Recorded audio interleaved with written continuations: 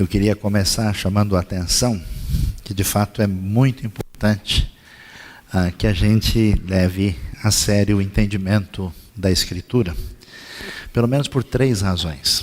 Primeiro, é que nós adoramos um Deus, conhecemos um Deus e nos relacionamos com Ele. E a pergunta é: que Deus é esse? Se Deus não faz parte da nossa maneira de pensar, das ideias que a gente desenvolve na nossa cabeça, mas o Deus que se revela na Escritura. Alguém pode ir a uma igreja, participar de um culto, e aí prestar culto a uma visão de Deus que não corresponde ao Deus revelado. É uma espécie de idolatria não consciente. Depois, porque o conhecimento de Deus permite que a gente venha entender quem nós somos. É como uma grande luz que ilumina uma outra realidade, nos ajuda a entender a nós mesmos, quem nós somos, como é que deve se entender a nossa própria pessoa. E terceiro, é a nossa caminhada na vida, como entender a realidade à nossa volta, como entender o ambiente onde a gente está inserido, o que a gente pode compreender. Se a gente entende adequadamente Deus, a nós mesmos e o cenário à nossa volta, a situação é muito diferente e eu convidaria você então para essa reflexão. Hoje nós vamos particularmente dar atenção a uma história muito surpreendente e talvez diferente, que a gente não imaginaria que seria desse jeito, como a Bíblia nos apresenta.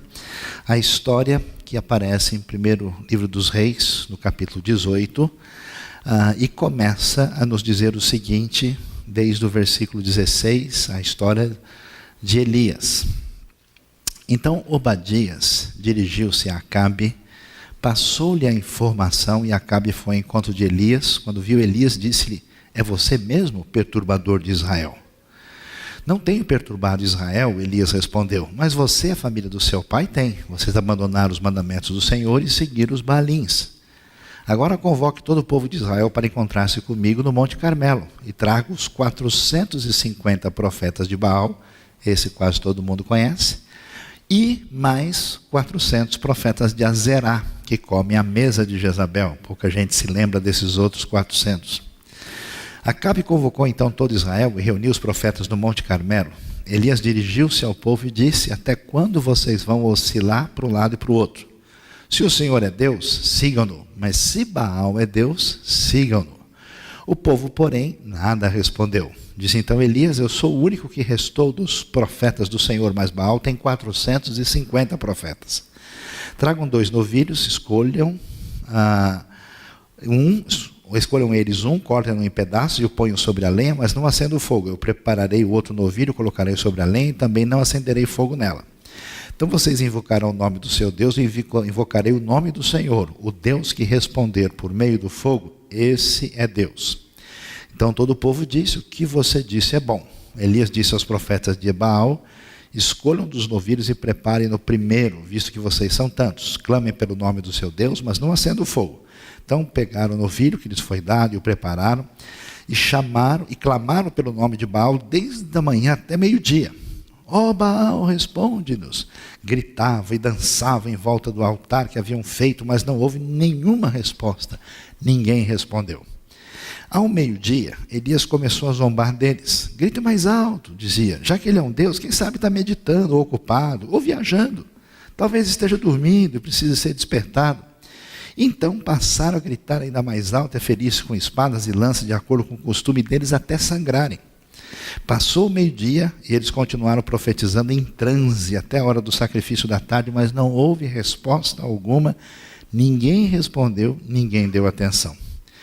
Então Elias disse a todo o povo: aproximem-se de mim. O povo aproximou-se e Elias reparou o altar do Senhor que estava em ruínas.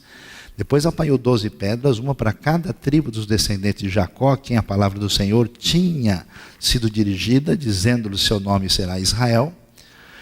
Com as pedras construiu um altar em honra ao nome do Senhor e cavou ao redor do altar uma valeta na qual podiam ser semeadas 2 medidas de semente.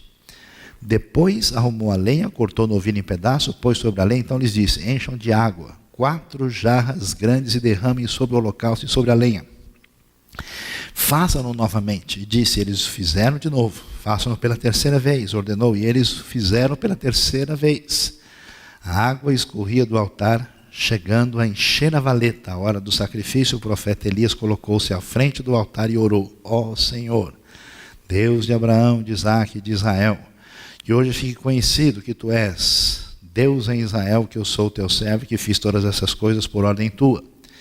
Responde-me, ó Senhor, responde-me para que este povo saiba que tu, ó Senhor, és Deus, que fazes o coração deles voltar para ti. Então o fogo do Senhor caiu e queimou completamente o holocausto, a lenha, as pedras e o chão, e também secou totalmente a água na valeta. Quando o povo viu isso, todos caíram prostrados e gritaram: o Senhor é Deus, o Senhor é Deus.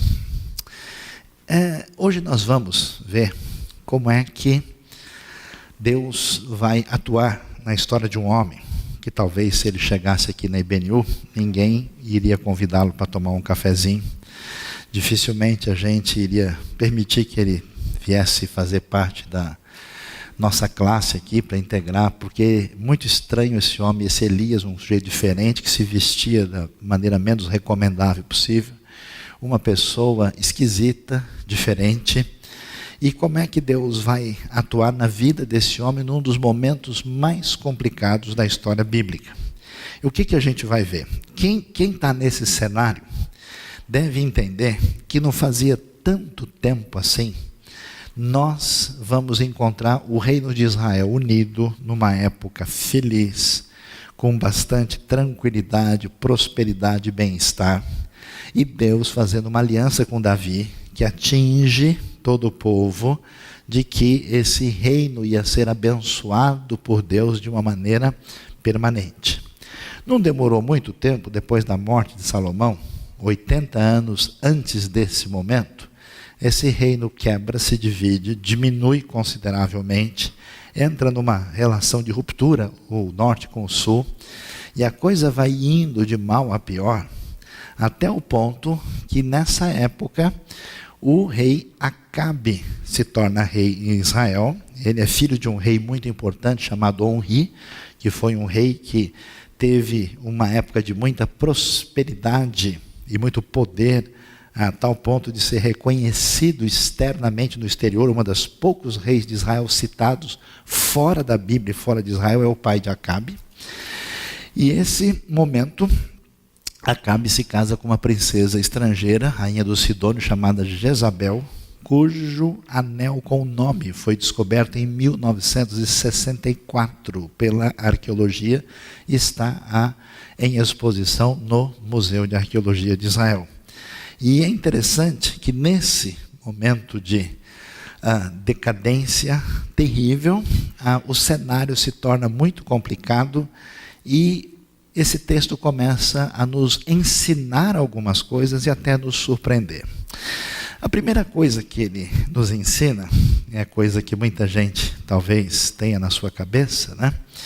É por que é que Deus permite uma situação dessas? Porque é o seu povo, é a promessa e a aliança que ele fez a Davi, a coisa se complica, a tal ponto que esse povo se divide, não só ele se divide, mas os dois entram em apostasia, e no norte a apostasia quase completa. No Reino do Sul, só 40% dos reis são reis razoáveis, pela avaliação que a Bíblia nos apresenta. E essa situação fica assim, a pergunta: onde é que está Deus? Será que Deus não pode fazer alguma coisa? Será que Deus não tem como interferir? Por que que Deus deixa as coisas acontecerem assim? Que resposta a gente tem? A resposta é: a gente não sabe. A gente não sabe. Deus, na verdade, dá algumas dicas a respeito disso, dizendo que o ser humano tem liberdade, faz certas coisas, mas a Bíblia não nos apresenta todas as respostas às chamadas perguntas difíceis que aparecem para nós. Por que que a corrupção e a maldade permanecem no mundo e permanecem dentro do seio da comunidade da fé?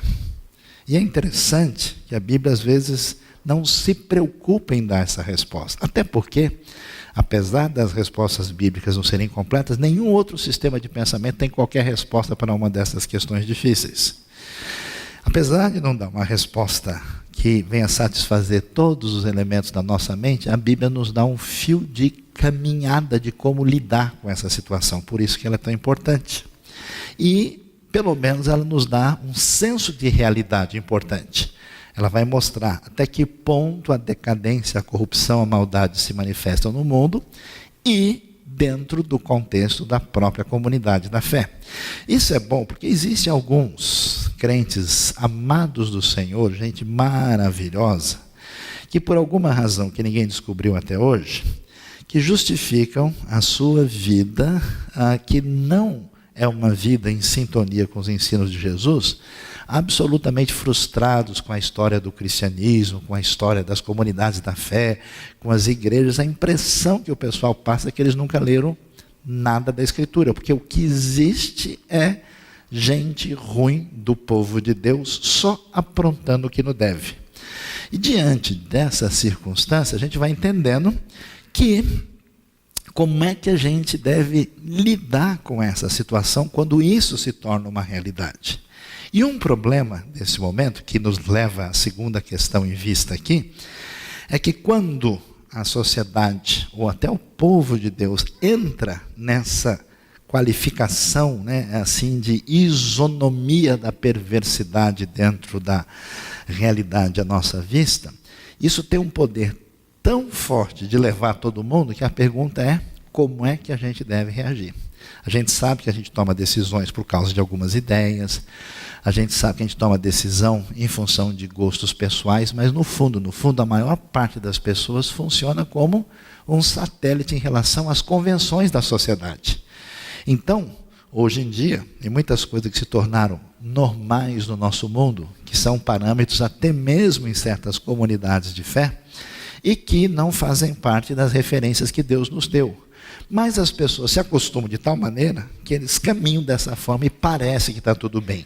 O que surge nesse cenário de decadência total, completa e aparentemente irreversível?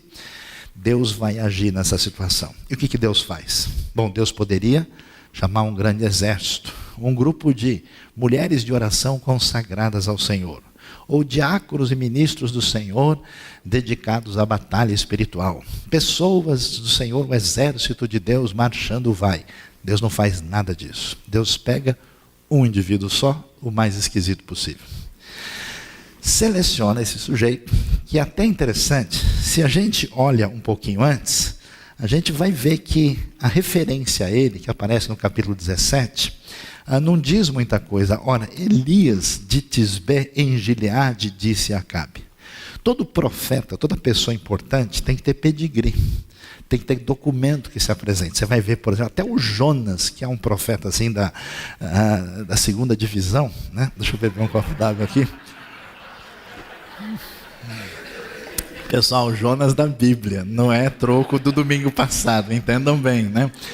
Um profeta assim bravo que desobedece ao Senhor, esse Jonas veio a palavra do Senhor a Jonas, filho de Amitai, dizendo: Isaías, filho de Amós, que profetizou nos dias de Jotão, Acás, Uzias, Jotão, Acás e Ezequias. Você tem a referência?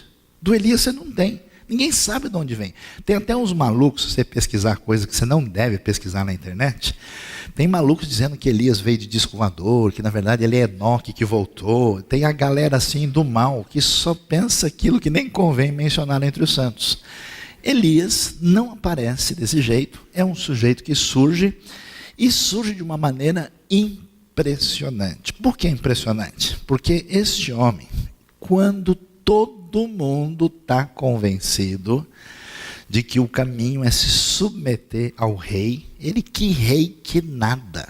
É tão impressionante que a gente olhando, nós lemos o texto a partir do verso 16, no verso 15, o texto diz o seguinte: e disse Elias, juro pelo nome do Senhor dos Exércitos, a quem eu sirvo, que hoje eu me apresentarei a Acabe. Esse homem é um homem de coragem, de fibra. Não me interessa se todo mundo faz assim, não me interessa se o reino de Israel todo foi por esse caminho. Se eu ficar sozinho no mundo, eu mantenho a minha fidelidade a Deus. Então impressiona demais a postura, a atitude.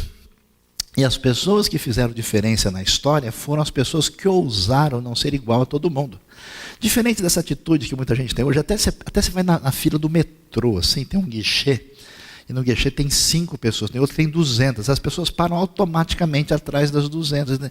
É tal o reflexo de fazer o que todo mundo está fazendo, que grande parte das pessoas nem pensa mais. Elias não quer saber se Israel está fazendo desse jeito, se o pessoal está caminhando na direção de seguir Baal e as baaladas que faziam lá em homenagem a Baal nos seus cultos, parecido com algumas festas nacionais que nós temos. E você imagina esse homem sozinho chegar e ter a coragem, a capacidade de convocar a galera. São 450 profetas de Baal, e a namorada de Baal, que o pessoal não conhece, Azerá, que era sua consorte feminina, tinha mais 400. Elias de boa, chama todo mundo lá, convoca os 450 de Baal, que eram os mais, vamos dizer, proeminentes no contexto, e fala, vamos lá, faz um altar aí, vai. Você imagina a coragem de fazer um negócio desse? E se no meio do processo o pessoal fica nervoso, vem para cima de vocês? Once upon a time, there was a Elias. Acabou. Não há mais. Né? Se a coisa se complica, Elias está em dificuldade. Elias tranquilamente vai lá. E ele tem a segurança, a fortaleza. Esse é o Elias forte. Absolutamente seguro de si, com toda a força de Deus. E é interessante porque Deus faz questão no momento mais sombrio da história, no momento mais complicado, de resolver a crise máxima da história do reino de Israel no século IX a.C., por volta de 850 a.C., resolve com um indivíduo só. E esse Elias chega, coloca-se nas mãos de Deus, e a marca deste homem forte, cheio de fé, é a sua fidelidade. Ele não abre mão, e ponto final. E cheio de coragem, e cheio de uma atitude impressionante, ele faz sarcasmo, ironia de Baal e dos profetas. Eu vou ver que ele está viajando, ele está dormindo, não acordou ainda. Vamos lá, grita mais alto. E o pessoal fica de tal forma apavorado, porque eles estão fazendo uma espécie de disputa em público. Eles se machucam a maneira estranha do paganismo de tentar convencer a divindade por meio dessa coisa ligada ao medo, à culpa, uma tentativa de troca com Deus pagão. Eles fazem de tudo, e Elias, impressionante Elias vai ser esse homem forte de Deus, com um protagonismo absolutamente inigualável, de tal forma que quando você lê a história de Elias e Eliseu, você fica tão impressionado, porque para esses nossos dois amigos, ressurreição é coisa assim do café pequeno. Os milagres que eles fazem, as coisas impressionantes, até superam, em certo sentido, o que Moisés fez. Que abrir mar vermelho é coisa de principiante, deixa com a gente que a gente resolve tudo aí. Desce fogo do céu, ressuscita a gente, multiplica farinha, manda parar de chover, que o homem do tempo perdeu o emprego na época de Elias. Para quê? Tem uma meteorologista, faliu a carreira. Não tem mais nenhuma razão de ser.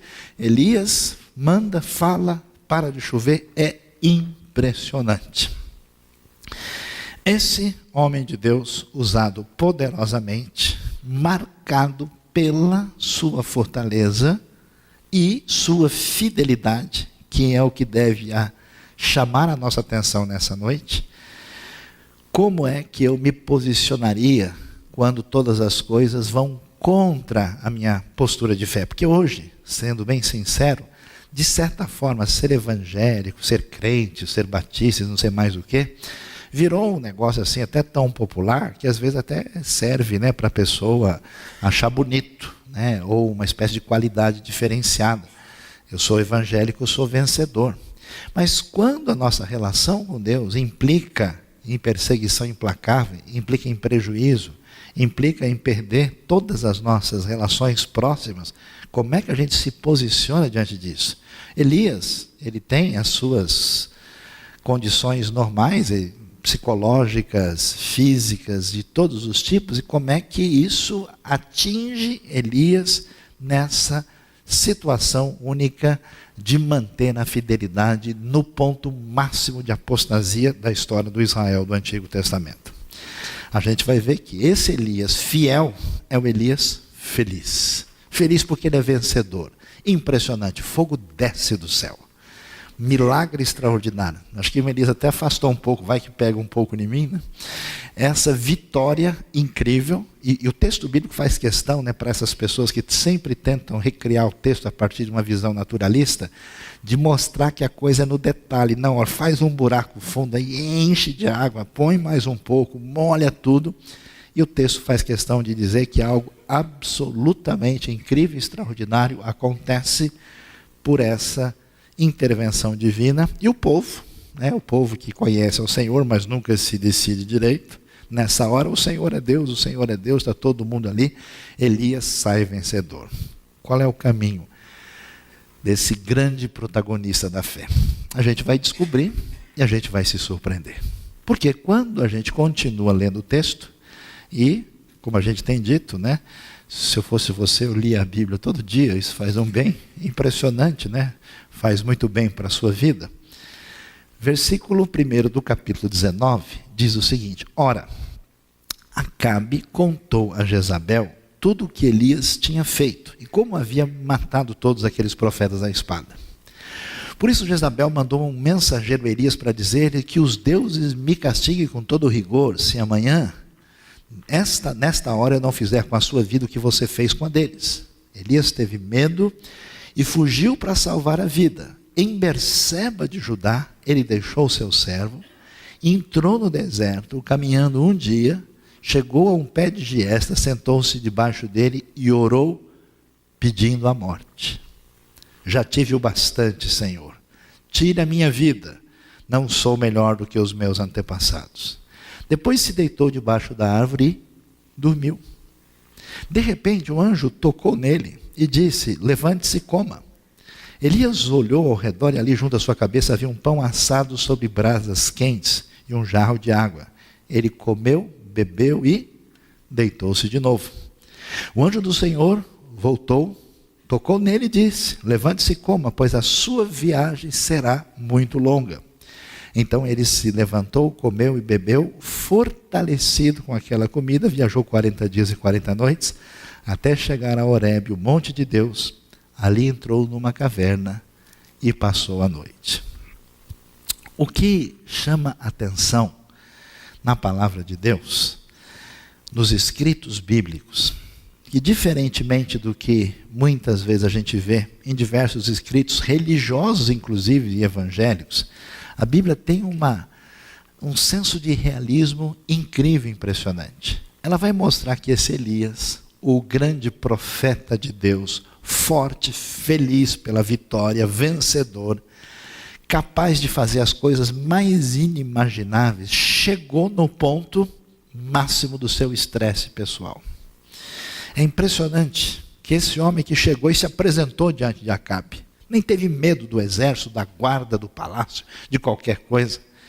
Agora, esse homem resolve fugir, porque ele ouviu dizer à distância que a rainha Jezabel, esposa de Acabe, esta estrangeira ali do povo fenício, disse que ele seria perseguido pelo que ele tinha feito. Elias então resolve fugir e desaparece. E a gente lendo o texto não faz ideia, mas a distância é muito longa. Ele está na parte norte, perto já da Galileia, na região do Carmelo, e ele desce até Berseba. Berseba é o limite sul do reino de Judá na época dos reis. É uma distância muito longa até chegar na região propriamente desértica, vai para lá e entra no que a gente pode chamar de uma depressão profunda. Isso é interessante, porque a Bíblia vai revelar para a gente que gente de Deus, muito forte, muito usada por Deus, está sujeita a todo tipo de fragilidade. E essa fragilidade de Elias apresenta um ponto máximo elevado. Assim como aconteceu com o profeta Jonas, agora Elias pede para morrer. E é impressionante a situação, porque ele está lá, né, no Berseba Heavenly Hotel, lá no deserto, deitado, e está ali de boa, e de repente, o anjo do hotel vai lá e traz o breakfast, sir, you wanna eat? Né? Traz lá comida para ele, traz um pãozinho assado, né, recém-feito, casquinha, né, como dizem alguns, a cor de estaladiça, delicioso, traz para o nosso amigo Elias. Você imagina o que é você ser acordado por um anjo, comer, virar para o lado e dormir de novo? O cara tem que estar muito mal. Quando você é acordado pela sua mãe, pelo seu irmão, a gente entende, aí dorme mais ainda. Né? Mas, acordado pelo anjo, ele nem está nem aí. E o que isso é tão valioso para a gente? Porque no universo religioso, nós aprendemos a santa arte da hipocrisia. Onde as pessoas, por estarem no universo, onde todo mundo se diz ligado a Deus e a Jesus, a gente faz de tudo para fazer aquilo que o nosso amigo Tertuliano sempre dizia que era um problema sério, que as pessoas saíam de casa só com duas finalidades, verem e serem vistas. E, portanto, no nosso outdoor, na nossa propaganda, a gente quer parecer gente boa. É por isso que é tão gostoso falar mal dos outros, porque a gente vai escondendo os nossos problemas. Amém, irmãos? Quem foi abençoado, levante a mão. Diante dessa circunstância, a Bíblia vai numa direção oposta. E não tem qualquer dificuldade. Para mim é um dos maiores sinais de que ela é a palavra de Deus. Porque ela vai mostrar, o texto não é fabricado. Ninguém ia escrever um texto com relação a um grande profeta falando que o cara pediu para morrer. Elias hoje estaria procurando um Lexotan, ou coisa parecida. Né? A gente não teria facilidade de dizer isso, mas era uma pessoa sujeita à depressão, muita depressão. E se alguns estudiosos, como alguns fizeram isso, chegaram a achar o homem com um comportamento semelhante a uma pessoa bipolar. Uma pessoa com dificuldades. Porque as pessoas são de carne e osso. E as pessoas têm problemas reais. E elas têm dificuldades. E contra essa visão cor-de-rosa do ser humano, a Bíblia vai mostrar que todo mundo tem problemas de diversos tipos. As pessoas, mesmo sendo gente de igreja, eles têm problema com inveja, com raiva, com a situação não perdoada, com ressentimento, com tentação de poder, com necessidade inútil de ostentação, com tentação sexual, com tentação em diversas áreas da vida. E a Bíblia nos convida a uma postura adequada diante dessa realidade, que é o escancaramento, a apresentação dessa fragilidade. Portanto, Elias chega nessa situação de não aguentar mais. Eu não sei se a adrenalina, né? Imagina o que é vencer os profetas de Baal, assim, uau, né? Imagina que na hora que o fogo desceu, ele falou, é isso aí. Se tivesse o Eliseu junto, ele faria, valeu, né? Uma situação de você conter todos os elementos negativos, depois isso termina, Elias se vê na sua situação de solidão e de dificuldade, não aguenta esse momento difícil e entra nessa depressão achando que tudo se foi. E eu acho impressionante, por isso que é tão importante ler o texto bíblico com atenção. É tão impressionante a maneira como Deus vai lidar com isso. Porque se Deus fosse evangélico, Deus ia chegar no Elias e falar, Elias, que pouca vergonha é essa? Onde já se viu? Você, um diácono da primeira igreja batista do Monte Carmelo, você, um grande profeta do Senhor, você, um servo, como um profeta, eu vou tirar seu título de profeta assim, não vale, Elias, onde já se viu? E chegar duro com ele. Mas de modo nenhum isso aparece lá. A maneira como o texto conduz, como é que Deus trata a fragilidade de Elias, é extremamente útil e interessante para a gente entender muita coisa na nossa própria vida. A Bíblia diz que Elias, que fica na caverna, que come, depois de muita dificuldade, trabalho extra, o anjo teve que fazer hora extra para levar o Elias a fazer tudo o que precisava. Ele vai agora ao extremo sul do Monte Horebe. Monte Horebe é o Monte Sinai. Provavelmente o texto está querendo fazer essa relação entre ele e Moisés, essa ponte tão importante, ele vai para o sul, para aquela região onde foi dada a lei, onde Moisés se encontra com Deus, chega até lá e entra numa caverna e passa a noite. Eu não sei como é que está a sua vida, não sei como é que a gente tem caminhado, mas tem muita gente que tem uma boa e santa saudade de momentos importantes e valiosos da sua vida com Deus. E que por uma série de razões, uma mistura de frustrações, ressentimentos, aborrecimentos, às vezes ressentimento consigo mesmo. Eu me decepcionei, eu achei que eu faria a coisa de uma maneira diferente. Olha, entrou um problema assim na minha vida, olha, não consegui vencer essa situação, eu me frustrei com A, B ou C, e a pessoa faz aquilo que a maior parte das pessoas faz, a semelhança de Elias, que é entrar na caverna.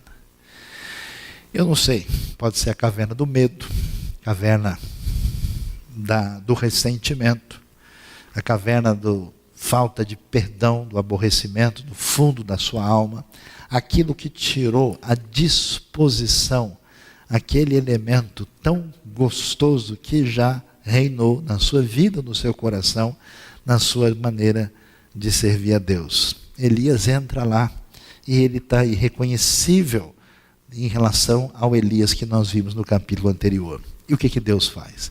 É impressionante, porque em vez de Deus vir e dar uma dura repreensão em Elias, em vez de Deus chegar e dizer a Elias, agora chega, chamarei outro profeta, você não é digno do chamado que você recebeu.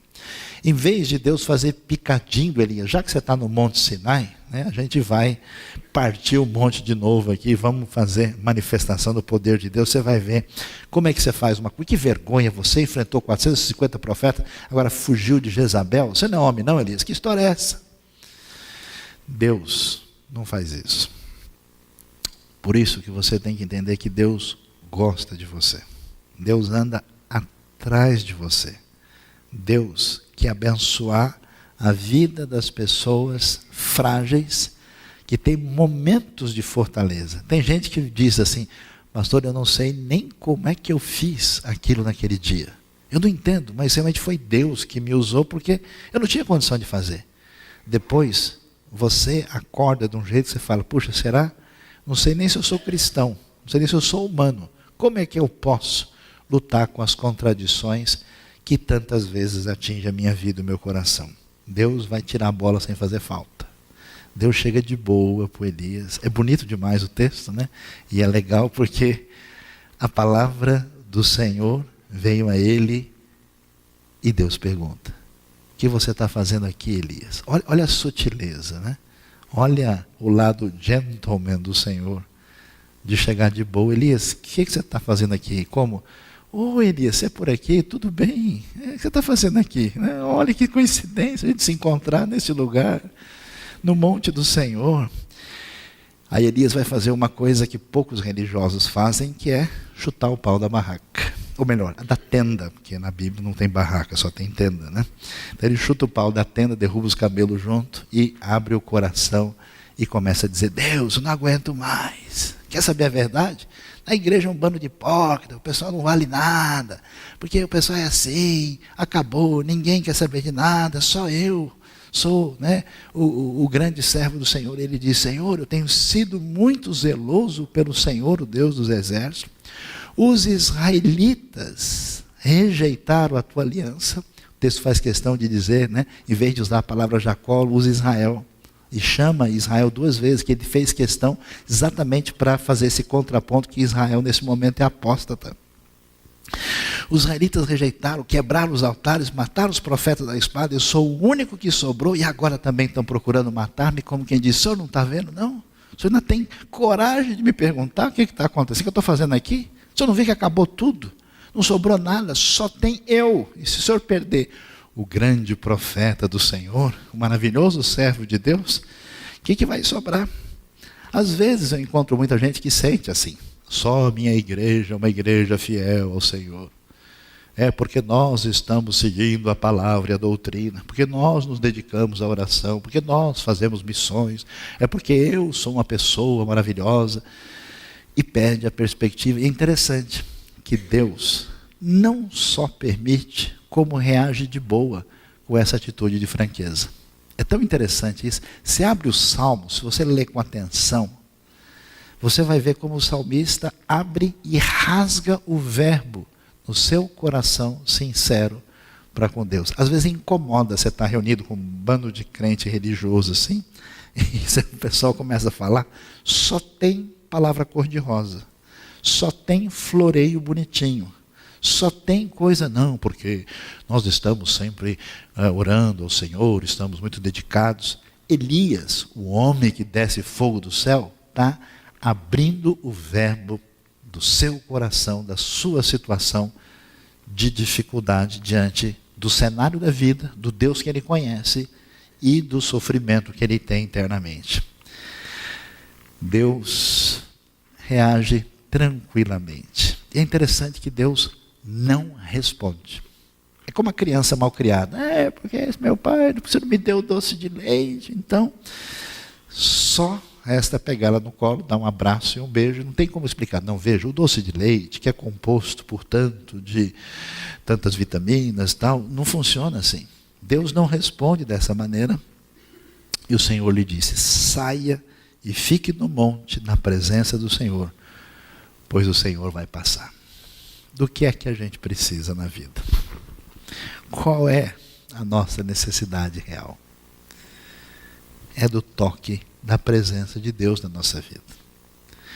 Por mais que alguém dê todas as explicações do mundo para a sua cabeça, por mais que tudo aquilo que seja vantagens impressionantes da fé possam surgir, por mais que a gente tenha as demonstrações de adoração mais impressionantes, cheias de manifestações estéticas, nada vai de fato fazer diferença dentro da nossa vida, porque o vetor que está errado aqui dentro, aquilo que é o elemento que conduz a nossa razão de maneira indevida, que conduz as nossas emoções na direção do amargor, do ressentimento, da frustração, aquilo que está fora do lugar, só a manifestação da presença de Deus abençoando o profundo do nosso ser. Nosso Senhor, nosso Criador, Deus do universo, bendito para sempre, amém. Fique aqui, porque o Senhor vai passar. E aí o texto prossegue, e a gente vai ver o show de compreensão da verdade que Deus vai dar. Elias, que conhece o Deus de poder, o Deus que confronta Baal, numa época de ou vencer ou morrer, que entende que a coisa está ligada com o poder, Deus vai fazer uma coisa muito interessante. Quando ele está ali, nesse momento, a Bíblia diz que veio um vento fortíssimo que separou os montes, esmigalhou as rochas diante do Senhor. Você imagina só, né, a visão, né? Imagina o momento naquelas montanhas rochosas do Sinai, uma espécie de tufão, de furacão, vem arrebentando, quebrando tudo, show de efeitos especiais para deixar Hollywood no chinelo. Deus faz isso e a Bíblia faz questão de dizer o quê? Que o Senhor não estava no terremoto. Depois do terremoto houve um fogo, não estava no vento. Depois do vento houve um terremoto. Barulho, chão tremendo, pedras rolando, quebrando, manifestação de poder intenso. O Senhor também não está no terremoto. Depois do terremoto houve um fogo e o Senhor não estava no fogo. O que acontece? Para a gente poder lidar com a nossa limitação, que é a razão do nosso estresse, da nossa ansiedade, dessa obsessão por controle e domínio da situação, aquilo que tira o nosso sossego, a nossa paz, que complica a nossa vida, porque a gente imagina que as coisas dependem da força e do poder. Elias, quando venceu, dependeu de Deus. Agora Elias, diante do perigo da sua vida, esquece disso e vai embora, e a expectativa é onde é que está o centro do poder e de força. E Deus faz questão de mostrar as maiores manifestações possíveis, mas o texto faz questão de repetir, e Deus não estava nisso. Como é que funciona a nossa vida? Como é que a gente se relaciona com Deus? Muita gente não permite uma aproximação pessoal de Deus no seu coração. Usa Deus pragmaticamente. Não, eu vou à igreja, afinal de contas, é importante para os meus filhos. Eles precisam aprender coisas boas na vida. Não, eu vou à igreja, eu vou servir a Deus, eu vou, porque afinal de contas, eu quero ser uma pessoa bem-sucedida. Eu sou uma florzinha de Jesus. Eu preciso ter coisas boas na minha vida. Eu preciso que o Evangelho me ajude a dar certo. Quero ser uma pessoa abençoada, muito dinheiro no bolso, saúde para dar e vender. E descobri que o melhor banco é o Banco Celestial. Então, quem tem a força, o poder e pode ajudar a nossa vida é Deus. Então, vamos nos aproximar dele. Interessante que o texto faz questão de mostrar que tudo aquilo que representava força e poder nessa época onde isso é tão valioso, o texto diz, Deus não estava, o Senhor não estava nisso. Depois de tudo isso, a Bíblia diz, depois do terremoto do fogo, e depois do fogo houve o murmúrio de uma brisa suave. Quando Elias ouviu, puxou a capa para cobrir o rosto, saiu e ficou à entrada da caverna.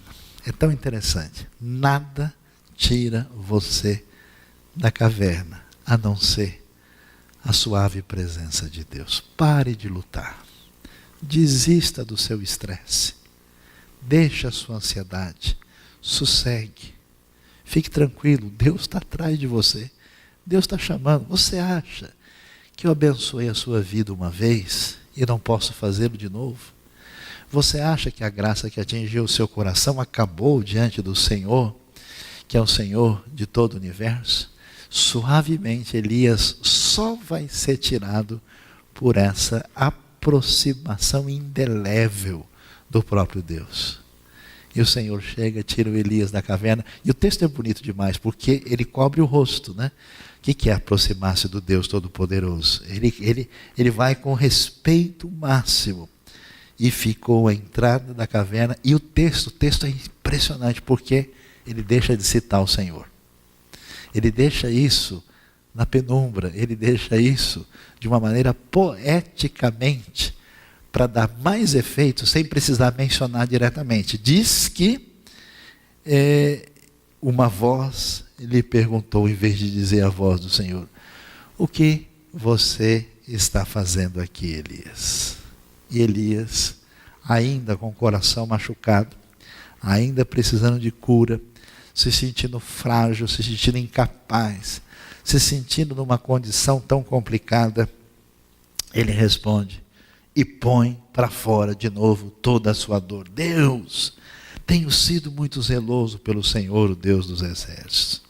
Os israelitas rejeitaram a tua aliança, quebraram os altares, mataram os profetas a espadas. E Deus, só eu sobrei, eu sou o único que sobrou e agora estão procurando matar-me.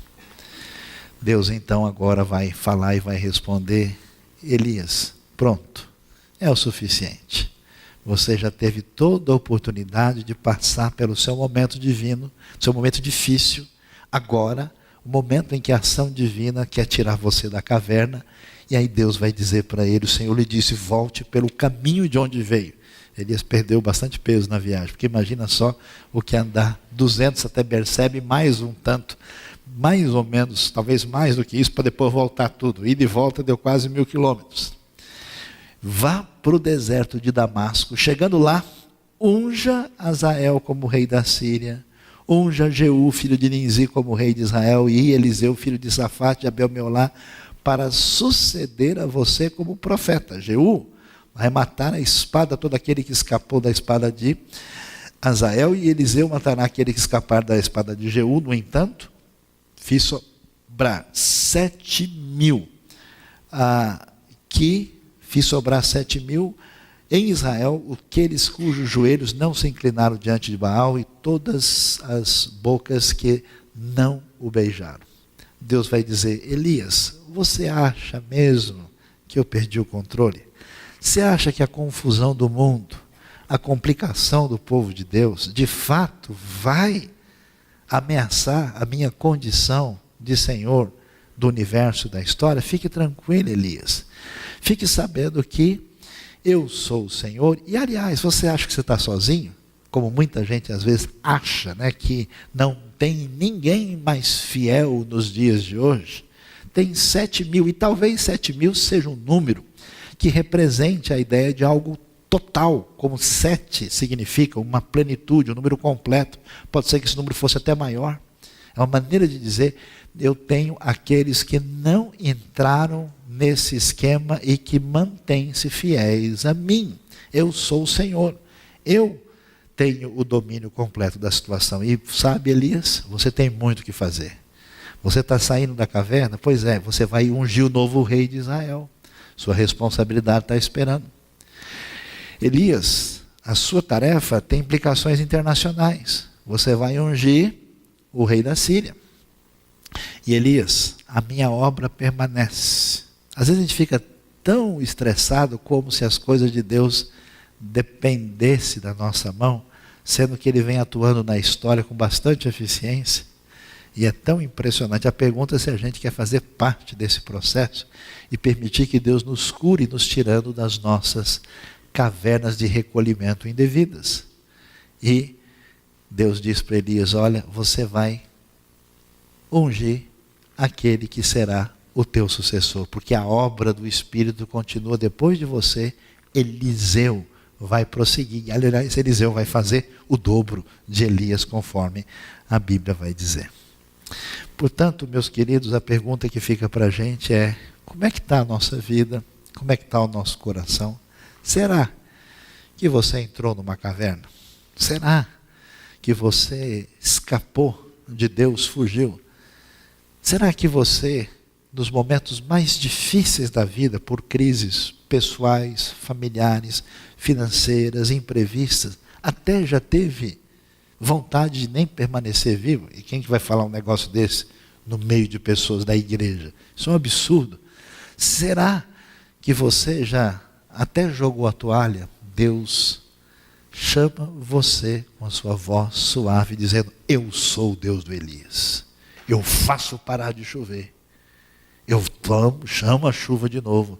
Eu desço fogo do céu. E quando as coisas estão de mal a pior, eu preciso de um sujeito só, sujeito à depressão, que foge e entra na caverna, e eu tiro de lá e faço a minha obra, porque eu sou o Senhor. Esse é o Deus que age na vida da gente. Portanto, eu não sei como você está. Se você está no caminho de Berseba para Horebe, se você está visitando cavernas para alugar, promoção, o mercado imobiliário está meio fraco, de repente tem uma com preço melhor. Ou se você já está lá no fundo mesmo, Deus quer abençoar a sua vida nessa noite.